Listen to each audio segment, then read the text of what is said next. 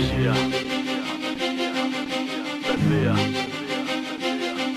εξουσία, ξενοφοβία, τρομοκρατία,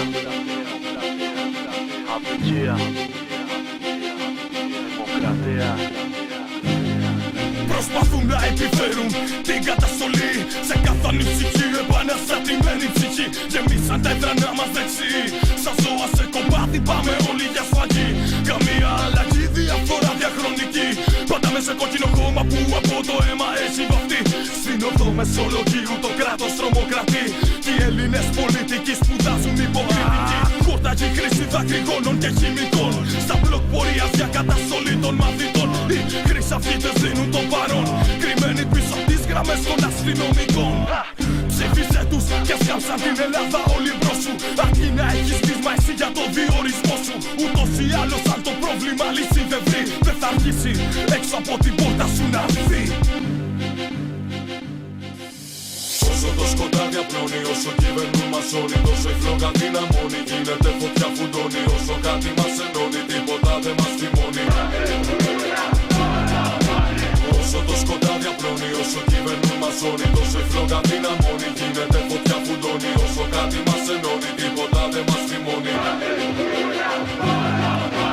Όσοι αναπολούν τη χούντα, σας πολεμάμε. Όσοι τους ξένους μισούνε, απλά γελάμε. Όσοι μας θέλουνε ψώνια, τους απαντάμε. Όταν θα λένε stop, όλοι θα λέμε πάμε. Stop, πάμε, stop, πάμε.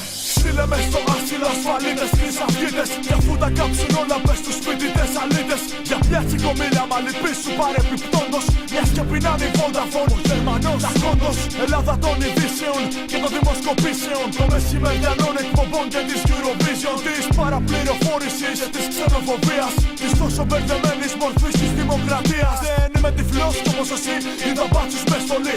Ή και χωρίς το αρμά με 10-10 σε ένα φοιτητή. Ρίξε πάλι δακρυγόνα να μου κλείσεις τη φωνή. Όσο κι αν με ποτίσεις καρκίνο θα είμαι πάντα εκεί. Όσο το σκοτάδι απλώνει, όσο κυβερνούν μασώνει, τόσο η φλόγα δυναμώνει. Γίνεται φωτιά φουντώνει, όσο κάτι μας ενώνει, τίποτα δεν μας θυμώνει.